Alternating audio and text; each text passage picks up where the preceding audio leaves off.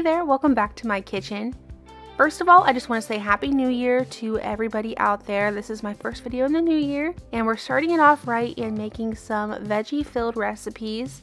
I know a lot of people like to try to incorporate more vegetables in the new year, so today we're going to be making some recipes that have a lot of vegetables in them, so I hope you enjoy. Let's go ahead and get started. We're starting off today with a pork loin and oven-baked vegetable recipe. This one does not take very much effort at all, so you're gonna like this one. First thing I'm doing is just getting a 9x13 casserole dish and adding in a pork loin. This particular one is already pre-seasoned. You can get them packaged like this at Walmart. I believe this one is a garlic and herb. After adding that into my casserole dish, then I'm going to cut up a couple red potatoes. I believe I only did 2. Just cut those up into larger pieces. I also added in 1 yellow squash.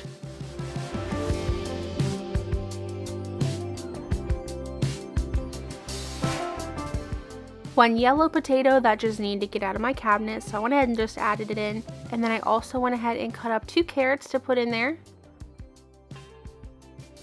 And then to finish it off, I had some Brussels sprouts in the freezer as well, so I just added a couple of those in there, and they are frozen still.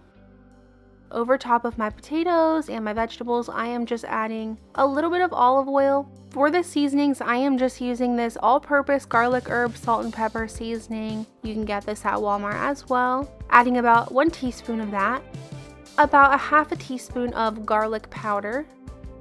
Then I'm also using this Kinder's Buttery Steakhouse seasoning. This seasoning is so good. I'm also adding about a teaspoon of that over top of the vegetables. And then just a little bit of salt. You could add this all into a bowl and mix it together, but I didn't want to dirty any more dishes than I had to. So I just kind of moved them around a little bit with my hands, and then I put this straight into the oven for about 15 minutes to start. Once those 15 minutes are up, I'm just going to take it out of the oven, and I'm just using a fork to mix around my potatoes and my vegetables just a little bit. And then I'm adding some more of that Buttery Steakhouse seasoning just because you cannot go wrong with that seasoning.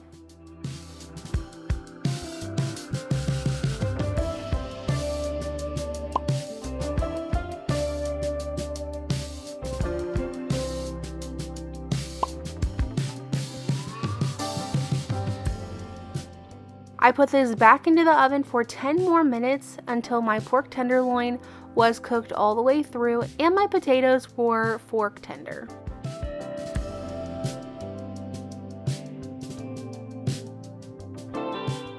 Here's what it looked like when it was all done. Like I said, this recipe is beyond easy. It hardly takes any effort, but it is so good. These potatoes and these vegetables are seasoned very nicely. Those seasonings mix well together, and then my pork tenderloin, it was tender, nice and juicy, and just so good.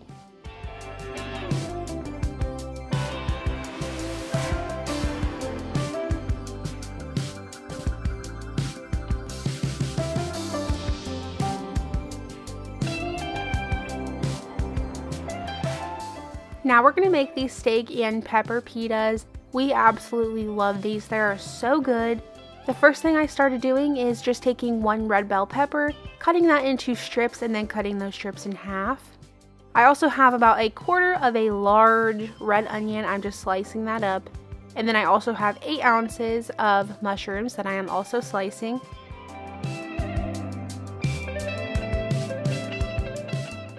I have about a pound of this thin sirloin steak. I am just going to slice this all into strips as well, and I'm just going to remove any of the larger fatty pieces.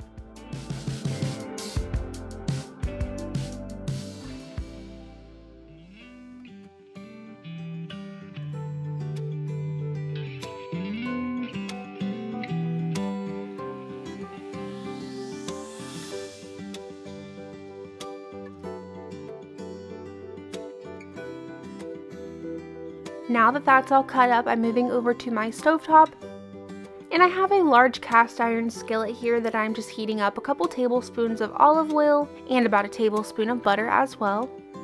First, I'm adding in the onion, the pepper, and the mushrooms.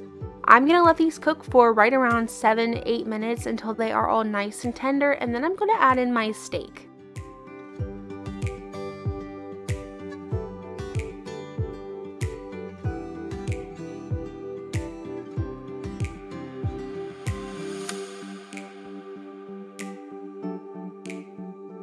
To season this up, I'm using about half a teaspoon of garlic powder, 1 teaspoon of oregano, about a 1/4 teaspoon of black pepper, and then just a few shakes of salt.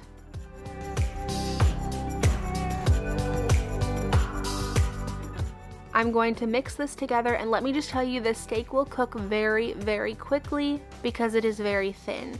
So just be prepared for that. It's only going to take 3, maybe 4 minutes until you notice all the pink is gone and it's ready to go. Once it's done, make sure you taste it. You can always adjust those seasonings if you prefer.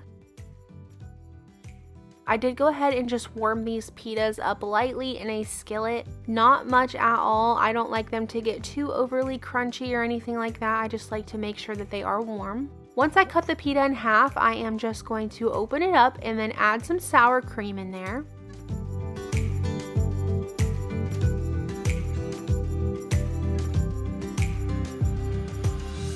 I'm also adding a pinch of mild cheddar cheese and then filling that pita up with the steak and pepper mixture. I like to top it with just a little bit more cheese to melt on the top, and then this is what it will look like when it is all done. Again, this is a very, very simple recipe if you're trying to add some more vegetables into your diet. You don't have to eat this in a pita either. You could eat this on a salad. That's also really good. That's what I did with the leftovers. But this is just one of those recipes that's so easy and really, really good.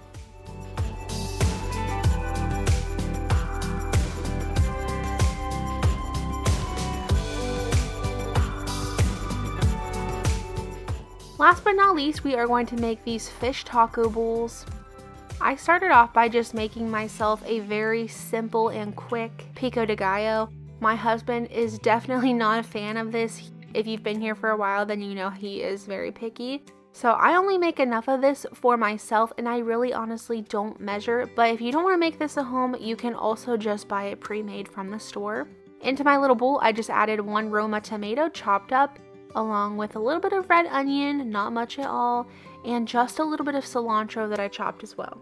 I added a few drops of lime juice in there and a dash of salt, and that's all I do to this. This is how I like it. It's very simple, quick and easy, and just enough for me.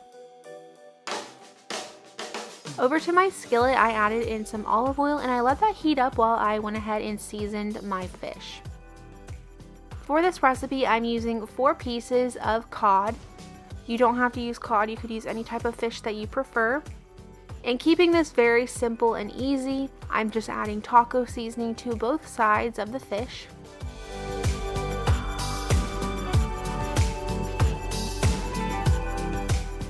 Once the oil is hot, I'm going to go ahead and add in 2 pieces of that fish. And let me just say, I did screw up here a little bit. I should have added more oil in here. My fish actually stuck kind of bad on the first round. But once I got to the second round, I added a little bit of butter into my skillet, and the second round looked 100 times better. As you can see, this one did not stick at all, and the color came out really beautiful on this second batch. I just cooked those for just a few minutes on each side, about 2 to 3 minutes. That's all they needed.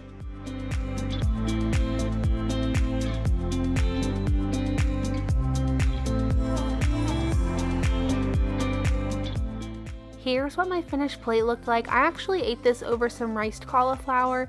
My husband ate his over Mexican rice. I just laid the fish on top of that and then added the pico that I made along with a little bit of sour cream mixed with just a few drops of lime juice to kind of give it a little bit more of a tanginess. You can add any toppings that you prefer on here. I just kept it nice and simple this night.